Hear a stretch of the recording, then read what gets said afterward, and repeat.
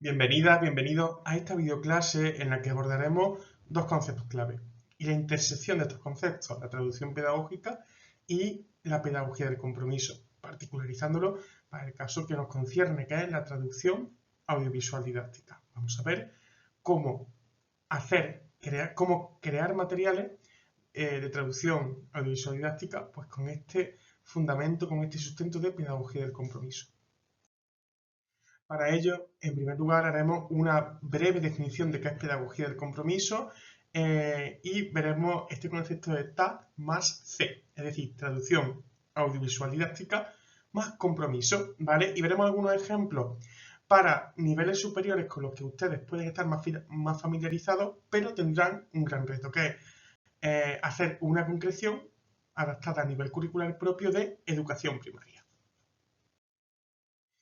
Cuando hablamos de pedagogía del compromiso, inevitablemente tenemos que hablar de Paulo Freire. ¿Por qué? Porque en su tratado, podemos decirlo así, en este tratado de la pedagogía del compromiso, lo que tenemos es un enfoque educativo en el que tenemos conciencia del poder transformativo de la escuela, ¿no? A nivel social, a nivel político, y lo que queremos es ser garantes de una educación para todas y para todos, fundamentada con una conciencia de ciudadanía crítica. Y esto está estrechamente ligado a lo que es el concepto de justicia social, ¿no? Entonces, como venimos del campo de las lenguas, vamos a ver cómo desde nuestro campo podemos abordar la justicia social, porque las corrientes literarias, las corrientes críticas de la literatura, nos pueden facilitar mucho estos aspectos, porque al final muchas corrientes literarias son de corte marxista y tienen un alto grado de compromiso social, ¿no? Por ejemplo, la crítica literaria feminista, que aborda temas como el género, como la desigualdad de poder relacionadas por temas de género, que se materializa, por ejemplo, en los estudios de canon, por ejemplo, al ver cuántas autoras y cuántos autores se estudian, ¿no? En la pregunta clásica, canónica, ¿no? Cuando criticamos el canon de Harold Bloom, pues esta crítica literaria pues, nos ayuda a crear una ciudadanía más consciente, más concienciada sobre las desigualdades en esta dimensión, pero luego también el etnocentrismo, cuando hablamos, por ejemplo, de racismo, ¿no?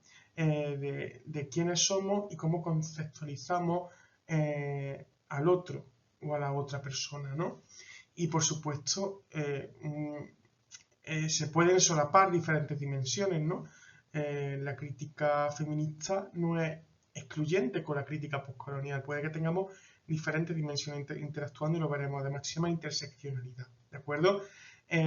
Y por supuesto, también a nivel de la ecocrítica, ¿no? Es decir, la relación de los seres humanos con el resto de los seres vivos y el resto de los elementos de la naturaleza y cómo nos relacionamos con ellos. En el contexto que tenemos de crisis climática, llevar esto al aula es más que necesario, ¿no? Entonces, bueno, estos son pilares de la justicia social y llevarlo al aula pues formaría un eje clave de la pedagogía del compromiso, que no deja de ser educar en valores, educar en una ciudadanía crítica, comprometida, responsable, que vele por un futuro sostenible, ¿no? Entonces, bueno, estos son principios de la escuela y queremos que sea transformativa para que sea un locus de generación de igualdad de oportunidades. Sé que esto se nos puede quedar un poquito abstracto, ¿no? Porque, claro, un concepto amplio, un concepto bastante holístico, pero bueno, por ejemplo, vamos a poner el caso específico de que queramos buscar trabajar, porque al final necesitamos materiales, ¿no? Para poder llevarlo al aula, ¿no? Pues, ¿qué materiales buscamos, no? Porque tenemos un océano muy grande por donde empezar a buscar. Barry, que hizo una base sobre lo que, por ejemplo, es la crítica literaria feminista, le podemos hacer a esta base una transposición didáctica, ¿no? Y que nos ayude como maestro y como maestra a buscar textos o a cómo pensar sobre los textos que podemos llevar al aula, que por supuesto tendremos que adaptar, si así fuese necesario, atendiendo a nivel de nuestro alumnado, ¿no? Entonces, por ejemplo, si queremos buscar textos desde el compromiso social con perspectiva de género, pues tendremos que ver cuáles son los textos canónicos y a lo mejor pues buscar voces en los márgenes, ¿no? Buscar textos pues de mujeres de mujeres racializadas, de mujeres pobres, de minorías, de la comunidad LGTBIQ+, ¿vale? Entonces habría que repensar este canon patriarcal y masculinizado y buscar otras voces disidentes y que estén en los márgenes, ¿no? También, pues, ver qué textos revalorizan la experiencia, ¿no? Y también examinar, pues, las representaciones, cómo se muestra en estos textos la autoridad, es decir, cómo es la relación con la otra persona, ¿no? Luego también desafiar esta estructura, es decir, el poder que viene impuesto, el poder patriarcal, es decir, el poder que subyace, ¿no? Cómo esto se refleja en la sociología, en el texto y en su textura, ¿no? Por supuesto, el contexto sociopolítico de los textos, esto para que hagamos más bien una lectura profunda y que a partir de aquí saquemos ideas clave para llevarla al aula, ¿no?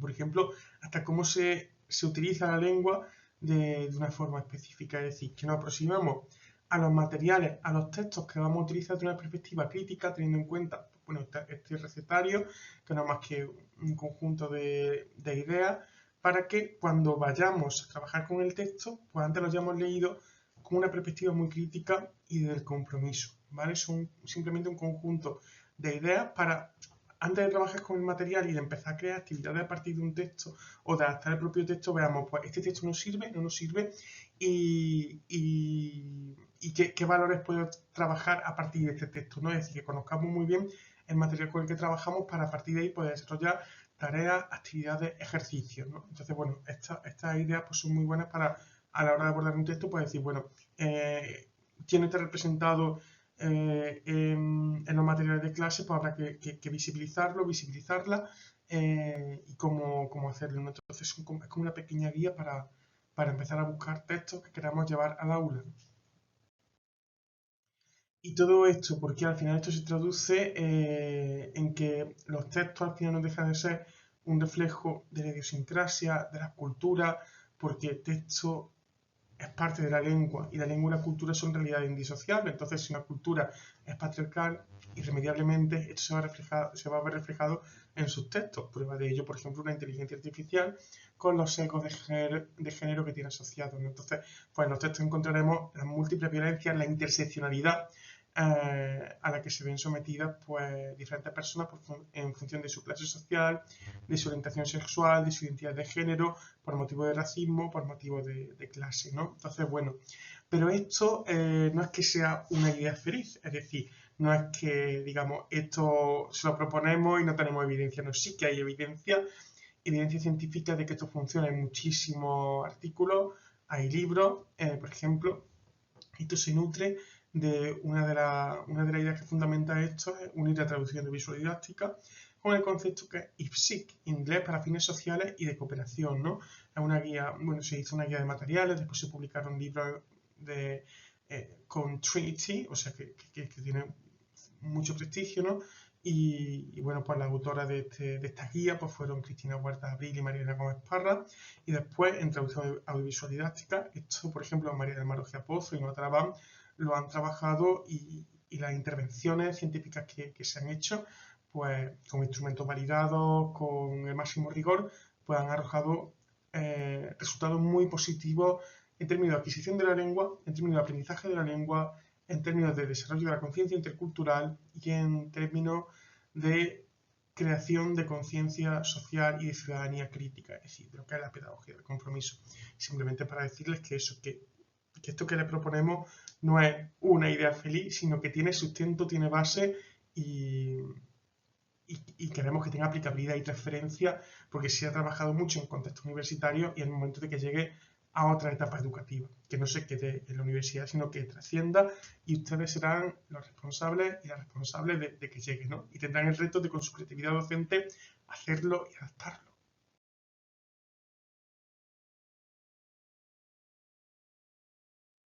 A modo de ejemplo, para que esto sea un poquito más concreto, ¿no? Pues esto es para adultos, pero su reto, les repito, es pensarlo para niños. Y además aquí tienen un reto grande, que es la construcción del concepto de la infancia. Si están trabajando con primaria, no pueden pensar en su público como pequeños adultos.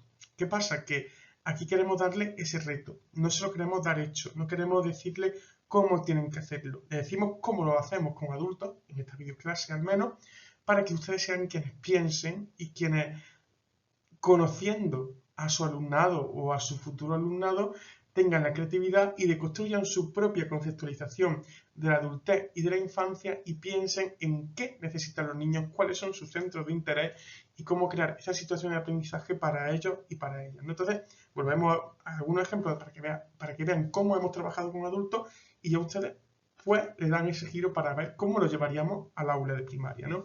Por ejemplo, con adultos de B2 hemos trabajado con textos de Mary Shelley, Emily Dickinson, Jane Austen y Virginia Woolf, ¿no? Entonces, por ejemplo, en Mary Shelley en Frankenstein pudimos trabajar haciendo, o sea, ¿qué hicimos desde el equipo de investigación?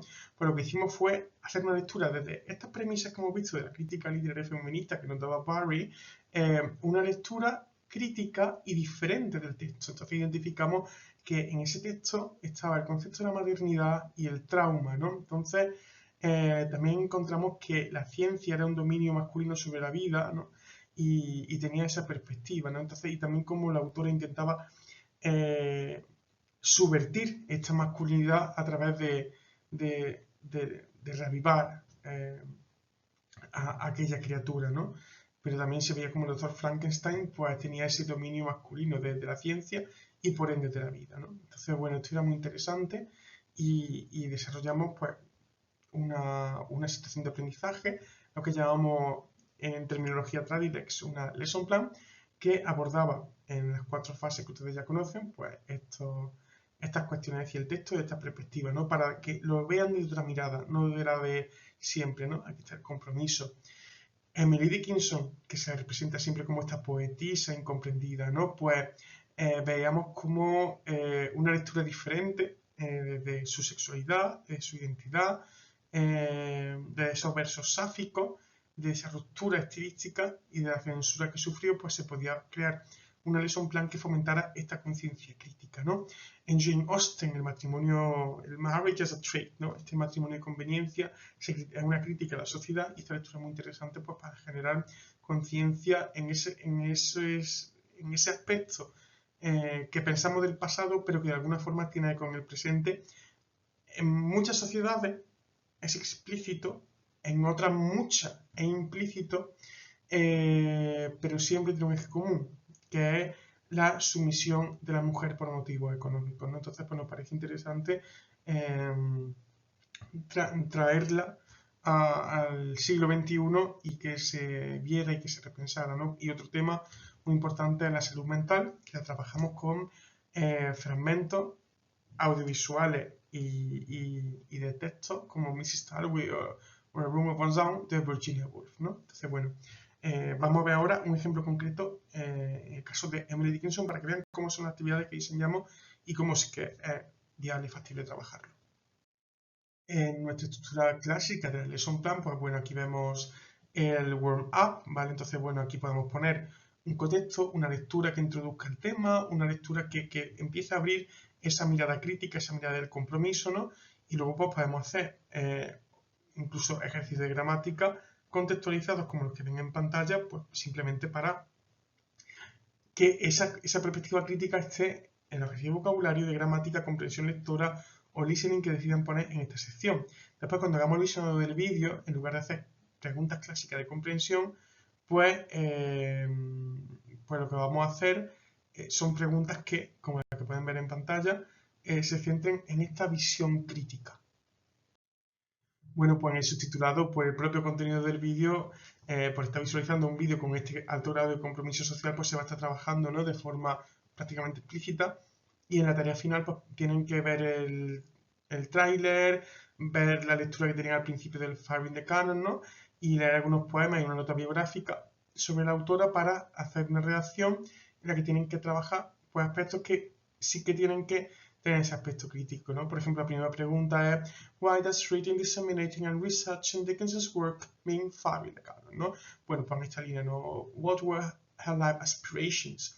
Pues en esta línea de preguntas son las que le van a hacer ver tanto la autora como la vida, como su producción literaria de otra forma, ¿no? Y esto es lo que buscamos y lo que ustedes tienen que buscar en textos para primaria y pensar esto cómo lo harían en primaria. Por supuesto, el andamiaje va a ser un aspecto fundamental y clave para que su alumnado pueda hacer la tarea y no se le haga vuelta. Es decir, tenemos que buscar, si recordamos a Vygotsky, esa zona de desarrollo próximo, ¿no? Pues hacer que puedan llegar a hacer este pensamiento crítico. No hay que negarse, creo yo, al uso de la L1, es decir, yo creo que debemos tener en cuenta que estamos con traducción de visual didáctica, lo que de forma necesaria implica aplicar el translanguaging, y a partir de aquí, pues, con un andamiaje específico, pues que reflexionen sobre los diferentes aspectos que ustedes consideren oportunos de las diferentes dimensiones de la pedagogía del compromiso. Por eso podemos concluir con esta asertación que dice que la pedagogía del compromiso y la traducción visual didáctica entiende los textos y sus contextos como raíces, son puntos de partida para aprender a traducir con conciencia social y cultural, que al final es lo que necesitamos para afianzar esta pedagogía del compromiso que nos llevará a tener una ciudadanía crítica comprometida con las bases democráticas. Y para cerrar esta videoclase, pues gracias por su atención y nos vemos en la próxima videoclase de esta formación. Muchísimas gracias.